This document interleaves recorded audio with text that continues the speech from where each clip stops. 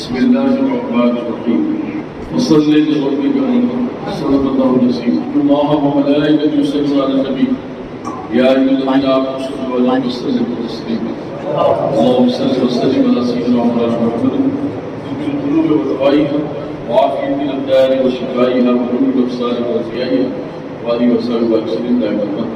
نبوج مست نگاہی کی کیفیت کیا ہے؟ نبوج مست نگاہی کی کیفیت کیا ہے؟ فرشتہ ہو تو بہک جائے آدمی کا، فرشتہ ہو تو بہک جائے آدمی کا ہے. اور گزار دوں تیرے غم میں جو عمر خضر ملے، گزار دوں تیرے غم میں جو عمر خضر ملے، تیرے نثار یہ دو دن کی زندگی کیا ہے؟ شعر کا مطلب یہ ہے کہ یہ جو چاند ہم نے دیکھا ہے اس میں بہت ساری کیفیات ہیں. اور اللہ کی رضا کے لیے 1,24,000 کم و بیش انبیاء نے اپنی زندگی کا عظیم وقت رب کی رضا کے لیے دیا. اور اس میں آسانیوں کا سلسلہ ہے. اور یہ آسانیاں اس لیے رکھی گئی تو انہیں یہ پتہ ہی نہیں ہوتا تھا کہ پریشانیاں کیا ہوتی ہیں. رب کی محبتیں جس کے دل میں آ جائے دوستان مکرم دل کو پریشان نہیں ہوتا، بلکہ وہ تو خدا کی بارگاہ میں محبتوں کے نذرانے پیش کرتا ہے. پھر اس کے لیے دنیا و آخرت میں اللہ تعالیٰ نے جو انعام رکھے ہیں ان انعامات کا سلسلہ بھی جو ہے اس میں آسانیاں اس میں پیدا ہوتی ہیں. اور یہ ذی الحجہ کا جو مہینہ آخری سال کا مہینہ ہے، سال کا آخری مہینہ، اور اس میں جو انعامات کرنے لگی. اسلام وہ نعمت ہے کہ اگر بندہ اس پر عمل کرنے کی کوشش کر لے تو دنیا کی ہر شے اس کے پیچھے ہو. 1000 کاوش کوشش کے بعد جب حضرت ابراہیم علیہ السلام نے اس مکہ المکرمہ کو جس سے جنگلات کے سوا کچھ نہیں، حضرت آدم علیہ السلام نے تقریباً 18,000 سال پہلے حرم شریف کا ایک حصہ بنایا تھا اور یہ چھوڑ دیا. اور اس کے بعد پھر حضرت نوح کا دور آیا، انہوں نے بنایا. طوفان نوح میں ساری دنیا ادھر سے ادھر ہو گئی. پھر حضرت ادریس السلام کا دور آیا، پھر حضرت یحییٰ علیہ السلام، دیگر انبیاء کرام آتے ہیں. لیکن جب حضرت ابراہیم علیہ السلام کا دور آیا تو آپ نے دیکھیے اللہ تعالیٰ کا نظام. وَإِذْ جَعَلْنَا الْبَيْتَ وَمَثَابَةً لِلنَّاسِ وَأَمْنًا وَاتَّخَذُوا مِن مَّقَامِ إِبْرَاهِيمَ مُصَلًّى وَعَهِدْنَا إِلَىٰ إِبْرَاهِيمَ وَإِسْمَاعِيلَ أَن طَهِّرَ بَيْتِيَ لِلطَّائِفِينَ وَالْعَاكِفِينَ وَالرُّكَّعِ. ابراہیم آؤ اس جگہ پر جہاں کچھ نہیں، نہ کھانے کا سامان ہے، نہ پینے کا پانی ہے، نہ آشائش و آرام کی کوئی سہولت ہے، نہ کسی طرح کا مکان ہے، بلکہ وہاں پھلدار درخت بھی نہیں، انتظام سہولیات زندگی گزارنے کے کچھ نہیں. لیکن دوستان مکرم رضا الہی کی ابراہیم علیہ السلام قیامت تک آنے والے انسانوں کو یہ پیغام دے رہے ہیں کہ رب کی محبت کا سرچشمہ لے کر اگر آپ ان میں چلتے ہو تو بھی جنگل بھی گلزار بنا دیا جاتا ہے. اور اگر یہ نہیں ہے تمہارے پاس تو آسانیوں کی زندگی بھی تمہارے لیے پریشانی بنا جائے گی. جیسا کہ آج اس حالات میں جو مسلمانوں کا دور گزر رہا ہے وہ مسلمانوں کی وجہ سے کہ خوف وہ لوگ کرتے ہیں جن کے دل میں گناہوں کی کثرت ہوتی ہے. ڈر انہیں پیدا ہوتا ہے جو اللہ سے نہیں ڈرتے، اور جو خدا سے ڈرتے ہیں پھر دنیا اس سے ڈرا کرتے. مومن اور اس کی شان یہ ہوتی ہے کہ جنگل میں حضرت ابراہیم کی آمد ہوتی، قربانی کا مہینہ ہے، اس پر روز بھی اللہ یعنی بہت بڑی تفصیل ہے. ایک پورا تقریباً قرآن کا حصہ حضرت سورہ ابراہیم مکمل اللہ تعالیٰ نے اسی لیے نازل کی کہ دیکھو میرے ابراہیم کی زندگی، پھر ان کے شہزادے حضرت اسماعیل کی زندگی میری رضا کی. آپ جنگل سے جا رہے ہیں، تقریباً آپ کے پاس ایک بڑی تعداد کے جانوروں کی تعداد، گائے، بھینس، بیل، بکرا، بکری، بھیڑ، مینڈے وغیرہ، اس قدر تعداد.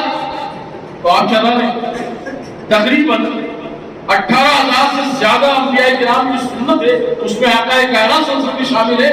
جانوروں کو پالنا اور ان کی پرورش کرنا، ان کو چرانا، ان پر محنت کرنا، یہ سنت مصطفیٰ میں شامل ہے. اور اس کا سیدھا کے سیدھا انعام یہ ہے، آقا صلی اللہ علیہ وسلم فرماتے ہیں کہ جن جانوروں کی تم خدمت کرتے ہو ہر سے 70,000 نیکیوں کا انتظام ہے۔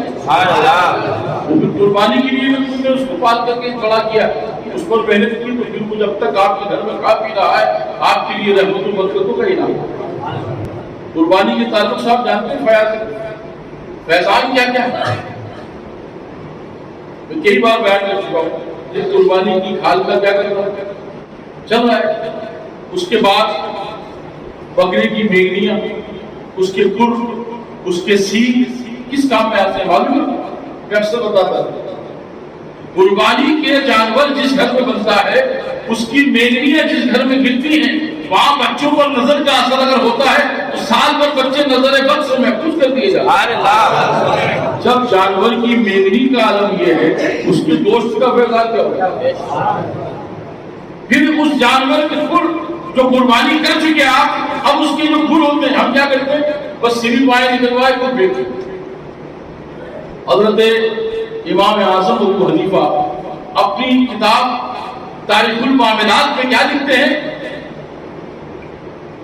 کہ جو شخص قربانی کے کھروں کو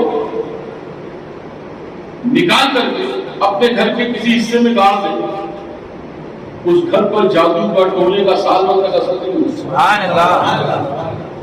ابھی چونکہ موقع قربانی کا ہے اور یہ جو چیزیں ہم ضائع کرتے ہیں اس کے لیے فیضان امام اعظم کی کتاب معاملات اسلامیہ اور دیگر سادہ کتابیں اور اس میں فرماتے ہیں کھر کس کام میں آتے ہیں؟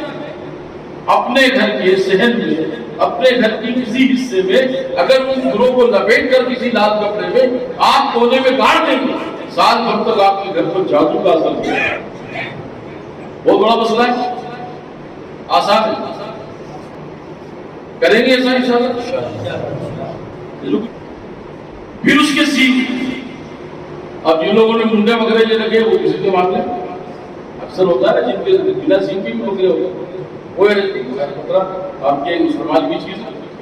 جس بکرے کے سینگ ہرے کپڑے میں رکھے دھو کر صاف کر کے عطر لگا کر کے قربانی کے بعد ان سینگوں کو لپیٹ کر ہرے کپڑے میں لپیٹ کر گھر کے کسی کونے میں دیوار میں اوپر کی طرف لٹکا دیں گے، اس مکان سے جنات ہوگے تو چلے جائیں گے اور جنات اگر آنے جانے کا رکھتے ہوں گے کسی پر اس کے اثرات ہوں گے تو وہ اثر نہیں ہو سکتا۔ تو آج ہمیں پتہ ہی نہیں چلتا کہ ہم پر جناتوں کا اثر کیسا۔ ہم سمجھتے ہیں کہ جو حاضری ہونا نا جاورا میں جا کے یہ درگاہوں پہ آ کے چھوڑ دے رہے بابا، پکڑ لے رہے بابا، وہ جو کرتے ہیں نا وہ آپ سمجھتے ہیں کہ یہ جنات ایسا نہیں۔ جناتوں کے جب جلال ہوتے ہیں تو کیا کرتے ہیں؟ تجارت میں جھگڑے، نقصان، میاں بیوی میں جھگڑے، رشتہ داروں میں جھگڑے، آپس میں تعلقات میں جھگڑے، یہ ساری چیزیں پیدا کی جاتی ہیں۔ زمین جائیداد کے جھگڑے پیدا کرنے میں بھی انہی جناتوں کا خلل ہوا کرتا ہے۔ یہ ساری چیزیں آدمی کی سمجھ کب آتی؟ وہ سوچتا ہے کہ کوئی حاضری بھرتا ہوا نظر آئے، کوئی جلال میں نظر آئے، تب سمجھ میں آئے گا کہ اس پر کسی جنات کا بھوت پلیت کا اثر ہے۔ ایسا نہیں، آپ اچھا والا کاروبار کریں، سامنے والے کی دکان بہت چلی آپ کی بدولت، یا نہیں چل رہی آپ بیٹھے ہوئے، کوئی مال اس سے بہتر مال رکھ کر آپ بیٹھے ہوئے ہیں لیکن آپ کے وہاں کوئی لینے نہیں آتا، وجہ اس پر جناتوں کا اثر، یا اس کے نظر من سے آپ کے معاملات کو روک جائے، زمینوں میں آپ سپاہیوں کے جھگڑے، میاں ساس بہو کے جھگڑے، دیگر تمام مسائل، یہ ساری چیزیں وہ پیدا کرتے ہیں۔ اب اس میں امام اعظم فرماتے ہیں کہ جو سینگ بکرے کے اپنے گھر میں ٹانگ لیتا ہے دھو کر کے عطر لگا کر، کیا کریں گے یاد رکھنا، دھو کر عطر لگا کر ہرے کاٹن کپڑے میں لپیٹ کر گھر کے کسی کونے میں محفوظ کر دیں گے، اس گھر میں جناتوں کے نظر بد کے اثرات ختم ہو۔ آسان ہے کہ بڑا ہے؟ اور مجھے میں سمجھتا ہوں کہ آپ کو سینگ خریدنا پڑیں گے، 2,000 روپے کا ایک آئے گا سینگ نہیں لگائے گا، پھر آپ کو سری نکالی بھیجا نکالا اور اپنے بھیجے میں یہ بات اتاری نہیں کہ یہاں پہ کرتا کیا، بس وہ پھر فاکس کا حال والے بھی ادھر ادھر کرتے تھے، اوجڑی بھی اس کی کھانا چاہیے جب تو مکروہات میں آتی ہے، لیکن طب میں صوفیاء کرام فرماتے ہیں کہ بکرا جو قربانی کا ہے اس کی جو لوگ اوجڑی کا استعمال کرتے ہیں، ارے جب اس کی میگری سے بچوں کی نظر جا سکتی ہے تو وہ اوجڑی جو ہوتی ہے اس کے اندر اس کو دھو کر بہتر صاف کر کے جو لوگ اس کا استعمال کرتے ہیں سال بھر تک وہ پیٹ کے جملہ امراض سے نہیں جاتا۔ اوجڑی پھینکتے ہیں، رکھ لیتے ہیں، بہت سارے لوگ کرایہ بھی کرتے ہیں، نہیں کھا سکتے، کوئی بات نہیں، آپ کو جانے آپ کو لیکن اس کا فیض کیا ہے؟ یہ قربانی کا جو جانور ہے اس کے فوائد کس قدر ہیں آپ نے محسوس کبھی نہیں کیا؟ اور قانون کیا ہے اس کا اسلامی قانون؟ کان کٹا ہو تو قربانی بولتے جائیے ہوگی، کوئی نقص ہو اس کا آنکھ ٹوٹی ہو قربانی، لنگڑا ہو تو قربانی، اس کے تمام اصول جو آتے ہیں ضابطے میں اگر اس سے باہر ہے تو قربانی۔ جب قربانی ایک جانور اگر اپنے معیار میں فٹ نہیں ہے، اپنی پوری باڈی کے اندر اس کا جو معاملہ افیکٹڈ ہے تو وہ پوری طرح قربانی کے لائق کہلائے گا۔ اور آپ یہاں سے ایک تاثر نہیں بلکہ ایک پیغام اسلام دے رہا ہے کہ جب ایک جانور قربانی کا نقص اس کے اندر ہے تو وہ قبول نہیں ہوگا۔ تو ایک مسلمان اگر چوری کر رہا ہے، جھوٹ بول رہا ہے، فریب میں مبتلا ہے، وہ بد نگاہی کر رہا ہے، بے حیائی میں مبتلا ہے، شراب پی رہا ہے، عریانیت میں مبتلا ہے، کیا بتائیے وہ خدا کی بارگاہ میں مقبول ہو سکتا ہے؟ نہ اس کی نماز مقبول، نہ اس کی عبادت مقبول، نہ اس کی قربانی مقبول، نہ اس کا حج مقبول، اس لیے کہ وہ برائیوں میں مبتلا ہے۔ اور جب تک اس کے اندر ایک برائی بھی رہے گی وہ نہ دنیا میں کامیاب ہوگا، نہ قبر میں آسانی ہوگی، نہ حج کے لیے کوئی آسانی۔ جب یہ ساری چیزیں جانور میں اللہ تعالیٰ اتنی تاثیر پیدا کر دیتا ہے جو قربانی کا جانور، اب اس میں بیل ہو، بھینس ہو، جو بھی قربانی کے اونٹ ہو، ان سارے جانوروں کا ایک ہی قانون ہے۔ اونٹ کی عید ہوگی وہ بھی آپ کے گھر میں آسانی کا باعث بنے گا، اور پھر یہ اس کے دودھ وغیرہ جو ہیں۔ ہمیں یہ ساری چیزوں کو ذہن نشین رکھنا چاہیے کہ اللہ تعالیٰ نے ایک جانور کی جو سال بھر میں قربانی ہو رہی ہے اس کی ہر چیز میں فیض رکھا ہے، فائدہ رکھا ہے۔ اب مومن کی زندگی دیکھیے جو اشرف المخلوقات بنایا گیا، جس کو شرف والی زندگی عطا کی گئی، پھر اس کا انعام کیا ہے؟ رب کے محبوب ارشاد فرماتے ہیں کہ جب بندہ دین و سنت پر چل کر اپنی زندگی گزارتا ہے، آنکھیں اس کی ہیں دیکھتا میں ہو، ہاتھ اس کے ہیں کرم میں فرماتا ہے، زبان اس کی ہے بولتا میں ہو، دماغ اس کا ہے چلاتا میں ہو، پھر وہ قدم درویش ہوتا ہے، پھر وہ اللہ کا ولی، وہ اللہ کا دوست، وہ اللہ کا محبوب جس گھر میں چلا جائے برکتوں کا برکت، پھر اس کا دیگر لوازمات کی ضرورت نہیں تو اس کے کام پر لو، اس کی لاکھ ضرورت نہیں، بلکہ وہ گھر میں آ کر گزر گیا، آپ کے مراحل کا مسائل کا حل کر دیا جاتا ہے۔ کہ سرکار علی نواز اپنی کتاب لطائف الفہود فائد الفہود میں لکھتے ہیں حشر بہشت کے حصے میں کہ اللہ کا ولی جس محلے سے، جس سڑک سے، جس راہ سے گزر جائے، اللہ تبارک تعالیٰ اس کے دوبارہ آنے تک رحمتوں کا نزول کرتا ہے۔ کس کے لیے؟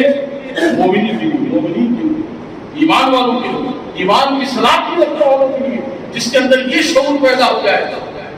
اسی لیے تو کہا ہے کسی نے کہ آج جو ابراہیم صحیح ماں پیدا، آج کر سکتی انداز فرشتہ پیدا۔ حضرت ابراہیم علیہ السلام جو ہے اونٹ، بیل، بکریاں، بھینس، ایک بہت بڑی تعداد لے کر جاتے ہیں۔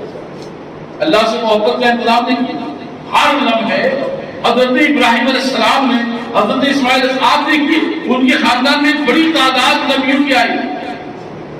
حضرت ابراہیم علیہ السلام خلیل اللہ، رسول بھی، نبی بھی، حضرت اسماعیل علیہ السلام ذبیح اللہ، نبی بھی، رسول بھی، پھر اس کے بعد حضرت اسحاق علیہ السلام، پھر حضرت یعقوب علیہ السلام، پھر حضرت یوسف علیہ السلام، ایک بڑی تعداد۔ اور پھر اسی میں ایک سلسلہ کیا رہا؟ حضرت ابراہیم علیہ السلام نے جب کعبۃ اللہ مکمل کر دیا، آپ لوگ حج کرنے کا ارادہ رکھتے ہیں؟ نہیں، آپ جائیں گے تو وہاں کیا رکھا ہے؟ کعبہ شریف کے پاس ایک بہترین سا گنبد نما ایک مقام بنا ہوا ہے جس کو مقام ابراہیم کا ہے، اور رب نے قرآن کریم میں بھی اس جگہ کا وَإِذِ ابْتَلَىٰ إِبْرَاهِيمَ رَبُّهُ بِكَلِمَاتٍ فَأَتَمَّهُنَّ قَالَ إِنِّي جَاعِلُكَ لِلنَّاسِ إِمَامًا قَالَ وَمِن ذُرِّيَّتِي قَالَ لَا يَنَالُ عَهْدِي الظَّالِمِينَ۔ یعنی ہم نے اے ابراہیم، وہ جو پتھر ہے اس پر نشان قدم ہے حضرت ابراہیم صلی اللہ علیہ وسلم کے مقام ابراہیم، اس میں کیا ہے؟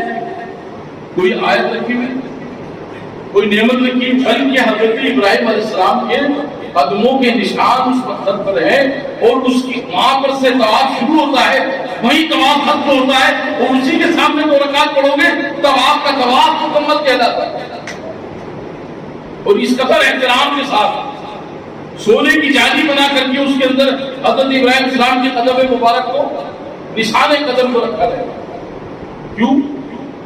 یہ آیت حضرت ابراہیم السلام نے جب خانہ کعبہ مکمل کر دیا، یہ آپ کو تاریخ معلوم ہے، حج کرنے کے لیے ارادہ رکھنا چاہیے، جنت میں جانے کا ارادہ رکھنا چاہیے. ہم یہ جانتے ہیں گناہگار بدکار ہیں لیکن مومن تو ہیں، اور مومن کا نیک ارادہ خدا کی بارگاہ میں قبول کیا جاتا ہے.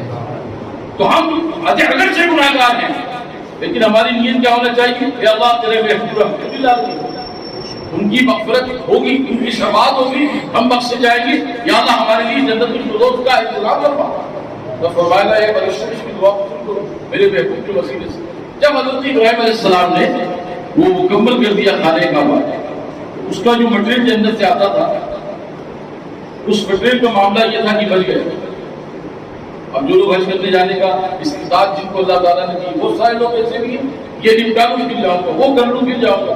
اچھا ہمارے یہاں ہندوستان میں کیا رواج مشہور تھی ابھی تک کہ سب کی شادی بیاہ کر دو، بچوں کی ان کی فری ہو جاؤ پھر حج کرنے جائیں گے. وہاں مرا گئے تھے. یہ مرنے کا جو معاملہ تھا وہ کس لیے تھا کہ پانی کی جہاز سے جایا جاتا تھا یا اونٹ کے ذریعے جایا جاتا تھا، گئے واپس آئے نہیں آئے. اب کتنا معاملہ ہے؟ 4.5 گھنٹے میں آپ جدہ کی فلائٹ سے 4.5 گھنٹے میں جدہ پہنچ جاتا ہے. تو وہاں سے 2 گھنٹے کا سفر، وہاں سے آگے کل ملا کر کے 6-7 گھنٹے، سب ملا کر کے 12 گھنٹے. آپ 12 گھنٹے میں ہم شریف پہنچ گئے. آسانی ہے کہ پریشانی؟ وہ پھر ہر سہولت فراہم. پہلے کے لوگ اپنا خیمہ، اپنا تمبو، اپنا کھانا پینا لے جاتے تھے. آج سب مولویوں کے ذریعے ٹور والے ہیں تو ان کی طرف سے جو ان کا انتظام ہے، باقی لوگوں کا انتظام اپنے حصے میں. پریشانی کی آسانی. اتنی مشکلات کی وجہ سے لوگ یہ سارا معافی تلافی کر کے جاتے تھے، شادی بیاہ کر کے جاتے تھے. ہم اپنے فرائض سے سلوکدوش ہو گئے، لہٰذا اب آپ جو ہے حج کرنے جائیں. آج سب آسانی جانا چاہیے کہ نہیں جانا چاہیے، ارادہ رکھنا چاہیے. کسی نے سوال کیا کہ حج بہت مہنگا ہو گیا. اکثر انٹرویو لینے والے لیتے ہیں آپ پریس کلب میں 2-4 سال پرانا واقعہ ہو گیا، سب حج بڑا مہنگا ہو گیا. ہم نے کہا اور مہنگا ہونا چاہیے. کیوں؟ ان کے وہ کوئی معمولی جگہ ہے کہ کوئی بھی چلا جائے. وہ تو وہ جگہ ہے کہ آپ کے لیے ارادہ کرو کہ مولا 1 لاکھ روپے کا حج ہو جائے تو ہم کریں گے تو فرق آئے گا. 1000 روپے دینے کی شان بھی وہی اسی کے پاس ہے اور کروڑوں روپے دینے کی شان بھی اسی کے پاس ہے. آپ ارادہ کریں گے تو ہر کام انجام تک پہنچ جائے گا، چاہے کتنی قیمت بڑھ جائے. اور وہ معمولی جگہ نہیں جہاں پر آپ یہ سوچیں کہ چلو آسانی سے چلے جائے، بلکہ آپ بڑی رقم خرچ کر کے جائیں گے. وہ پھر حدیث پاک کے الفاظ کیا ہے؟ حج پر جو رقم آپ خرچ کرتے ہو، اور آپ کو یہ مسئلہ اگر معلوم ہے کہ حج پر آپ نے اگر 5 لاکھ خرچ کیے، اگلا حج آنے سے پہلے اللہ تبارک تعالیٰ آپ نے اس کی بارگاہ میں جانے کے لیے 5 خرچ کیے، وہ اگلے سال آنے سے پہلے 10 لاکھ عطا فرما دیں. آپ نیت کر عمرہ کرنے کے لیے آپ جاتے ہیں، عمرہ کی رقم اگر خرچ کیا آپ نے، آپ کا عمرہ گھر آپ پہنچیں گے 1 مہینے کے بعد وہ رقم کا انتظام آپ کے لیے آسان ہے، بشرطے کہ آپ کی نیت یقین محکم عمل پہ ہم محبت فاتح ہے عالم جہاز زندگانی میں یہ مرتبہ. اگرچہ آپ کی نیت معتبر ہے تو انتظام آسان ہے. تو کتنی بڑی رقم بھی ہو آپ جانے کا ارادہ رکھتے ہیں، ارادہ رکھنا چاہیے. اور نہیں رکھتے ہیں تو آج ایک بہت معتبر بات میں آپ کو بتا رہا ہوں. حضرت ابراہیم علیہ السلام نے خانہ کعبہ مکمل کیا، حضرت جبریل علیہ السلام تشریف لے آئے. رب نے کہا کہ جاؤ جبرائیل علیہ السلام حضرت ابراہیم علیہ السلام کے ساتھ یہ جو مٹیریل بن جائے. آپ نے دعا کی حضرت ابراہیم السلام نے کہ اللہ تیرا گھر مکمل ہو چکا ہے، اب اس مٹیریل کا جو بچا ہوا ہے سیمنٹ چولہا جو بھی اس زمانے کا تھا جنت الفردوس سے لایا گیا تھا، اس کا کیا کرنا ہے؟ تو رب نے فرمایا کہ ابراہیم انتظار کرو.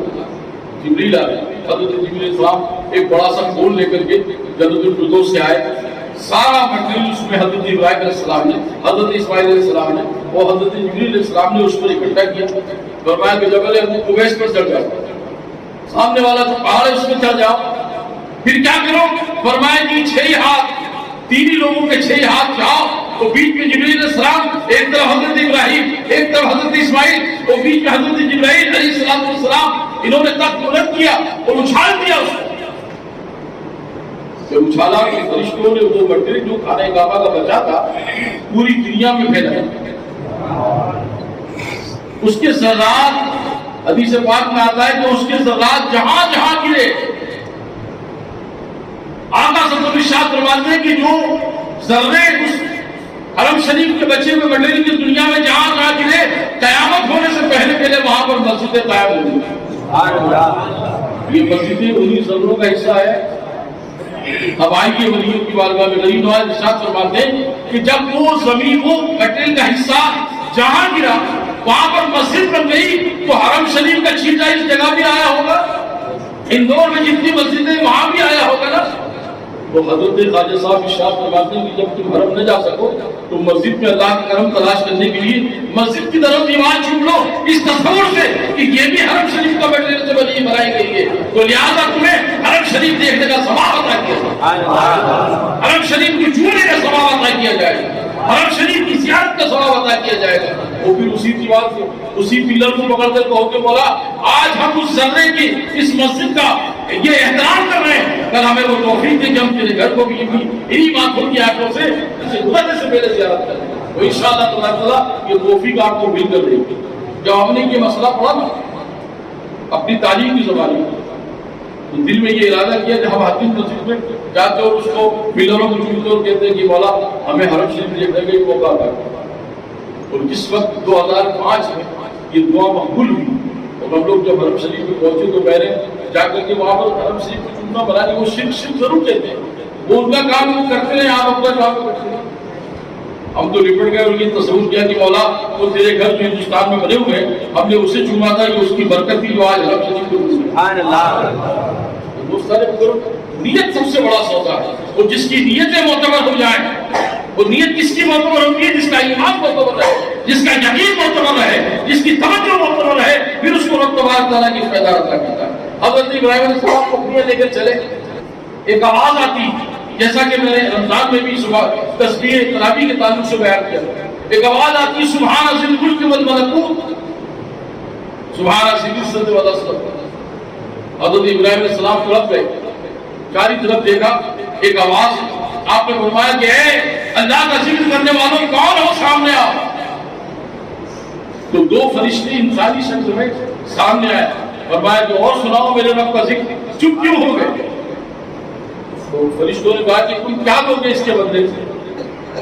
فرمایا کہ آدھے جانور لے، قربانی کیسی ہے؟ ایک نہیں، حضرت ابراہیم علیہ السلام نے آنکھ پر قربانی پیش کی ہے نا، اولاد کی قربانی پیش کی، مال کی قربانی پیش کی۔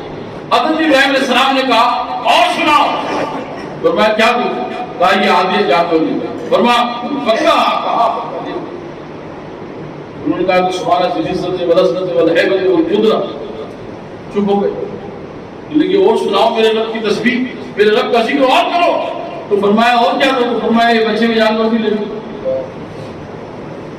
پھر انہوں نے بچے ہوئے جانور دے دیے، اور اس کو نے کہا کہ اب یہ ہمارے ہو گئے، کہاں یہ سب کچھ اور سنا، تو کہنے لگا تمہارے پاس دینے کے لیے کیا ہے؟ فرمایا کہ تمہیں اس کو چلانے کے لیے کسی آدمی کی کسی خادم کی ضرورت پڑے گی؟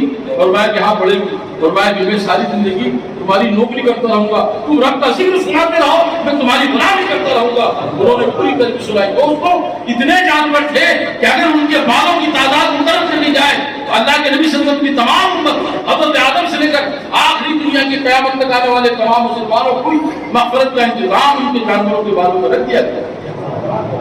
یہ تسبیح جو تراویح کے بعد پڑھی جاتی ہے، سبحان ذی الملک والملکوت سبحان ذی العزت والعظمت والہیبۃ والقدرۃ والکبریاء والجبروت سبحان الملک الحی الذی لا ینام ولا سبح القدوس ربنا ورب الملائکۃ والروح اللهم اجرنا من النار۔